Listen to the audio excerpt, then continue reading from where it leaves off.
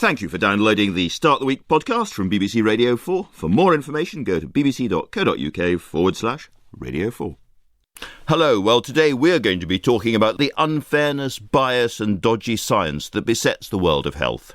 We're going to talk about gender bias in health, but just give us, there's one really interesting example of gender differences in transplant surgery you give in your book, which is Christian Bernard, I think, back in the early days, transplanting a woman's heart into the body of a very large man, and the sheer difference in size is a big problem for him. Is there more to it than size? I mean, I'm just thinking one of the things that I came across, which I thought was fascinating, was how it got discovered that there is a difference when you're transplanting stem cells of muscle-derived stem cells, and for ages they seemed like they were just really erratic and you couldn't tell whether they were going to work or not, and then it turned out actually female cells promote regeneration and male cells don't.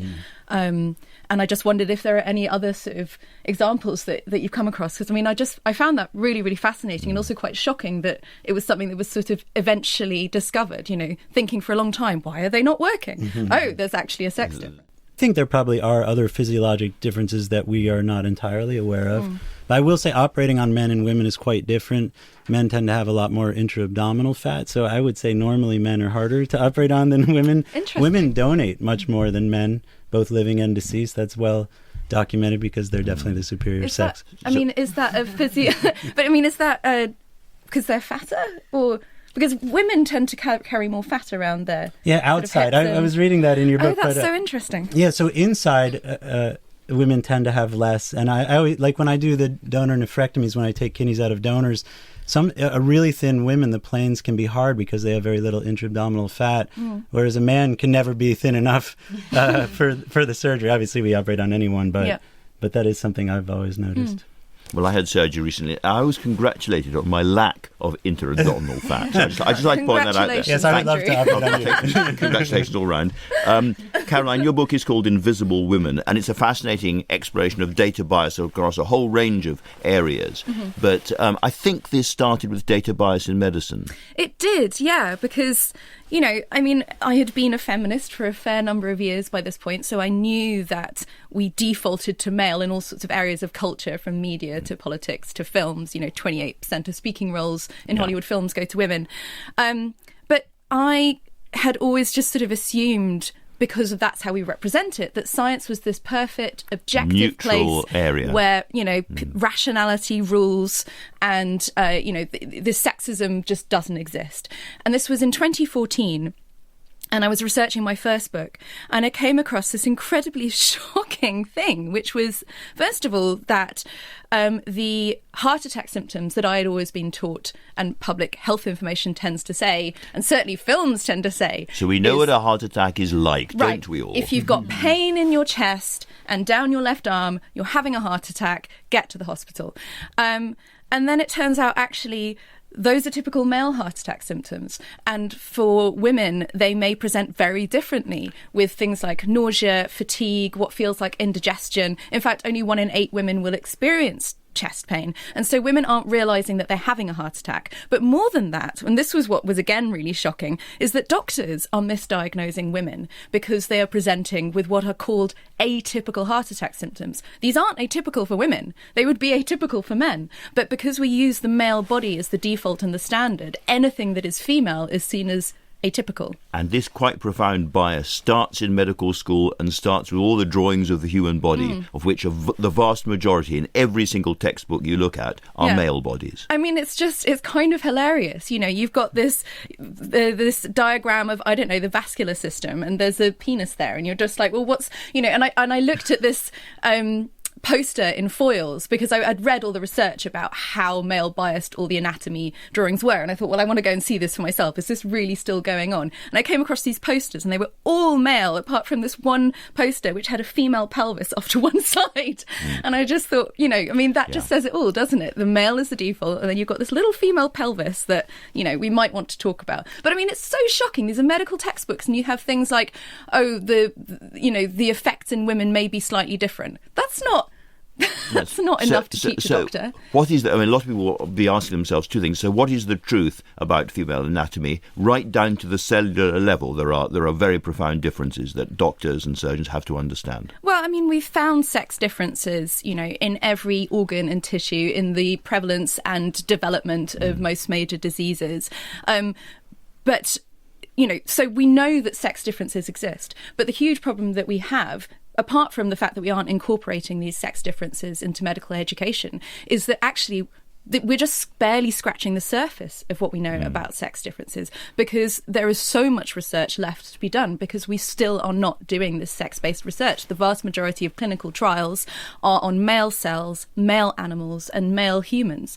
And so the result is that women get less effective treatment, more adverse drug reactions, more severe adverse drug reactions, more likely to be hospitalised following an adverse drug reaction. So you've mentioned the heart attack difference. I think a lot of people listening will be wondering, what are the actual negative effects on women of this bias? In other words, are there drugs? Are there examples of women being given the wrong drugs, given the wrong treatment? Just give us an example or two. I mean, well, so as I said, women are more likely to experience adverse drug reactions and more severe adverse drug reactions. There are all sorts of drugs which are still given in gender-neutral doses, like chemotherapy, which actually shouldn't be given in gender-neutral doses, because we don't test drugs on, we don't tend to test drugs on women. But even when we do test drugs on women, we tend to test them in, I think it's the early follicular?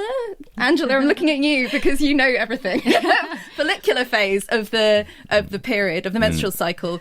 Did I pronounce that right? Follicular. Yeah. Okay, thank you.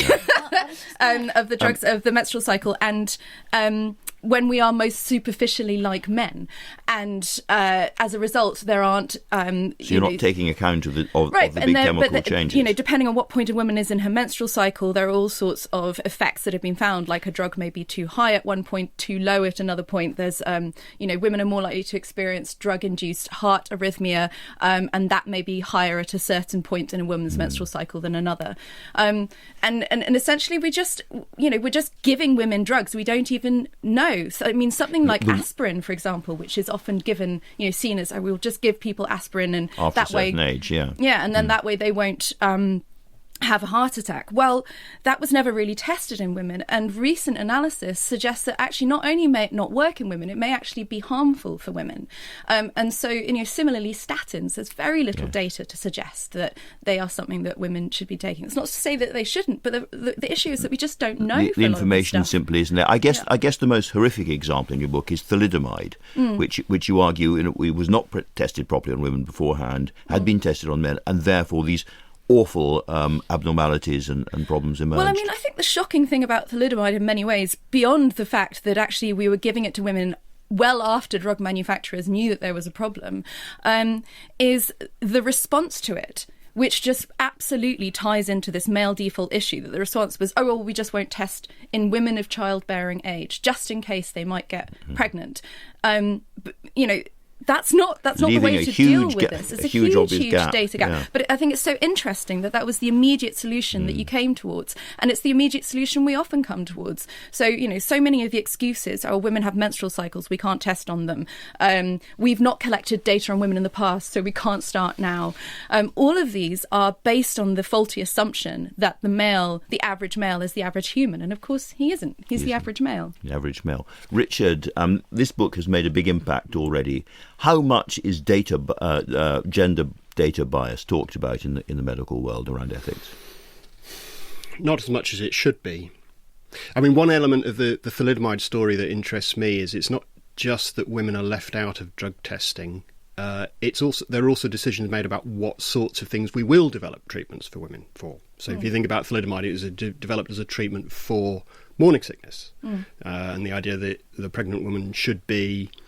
Well, what she should be returned to some idea of what a normal female life is like. So she shouldn't be feeling sick. Now, which I've had friends who've had terrible morning sickness throughout pregnancy and so on. But if you're focusing on that and the sort of normative idea of what a woman should be like and what her experiences should be like, leaving out things that might be much more important, like heart attack. So where do you focus attention in medicine? What questions do medical researchers take as important? And that's where the data comes from. Well, I mean, most of the questions that we think are important are fixing male issues, So, one roundup of studies found that there were, I think, 5 times as many studies on erectile dysfunction as there are on PMS. And that's not to say erectile dysfunction isn't important. Of course it is. But so is PMS, and it actually affects far more women than erectile dysfunction affects men. And of course, then there's the famous story of how Viagra got discovered, in an all-male trial for heart medication. And then actually, much later on, they start wondering whether or not it might work for women in curing period pain. But we'll never find out, because by now there's no money to be made from it. They don't think it's a public health priority. Yeah. So, women just carry on being in huge pain. And men carry on getting erections. Painful. Angela, on that specific point. When the FDA looked into adverse drug reactions, they found 8 drugs out of the many hundreds of thousands that there are that had more adverse drug reactions in women. And by and large, most of that was down to body size. But it's definitely much more than just size. Heart attack symptoms are nothing to do with size. Yeah. Menstrual cycle differences are nothing to do with size. Obviously, size makes a difference, but sex is clearly very important. And as I said, has been found in every single cell. Absolutely. I completely agree. Caroline, there has been insufficient, and I think you demonstrate this is absolutely the case, there's been insufficient looking at gender differences in medical science. Almost at the end of our time. Thanks to all of my guests today. Caroline Criado Perez's Invisible Women. Thank you and goodbye.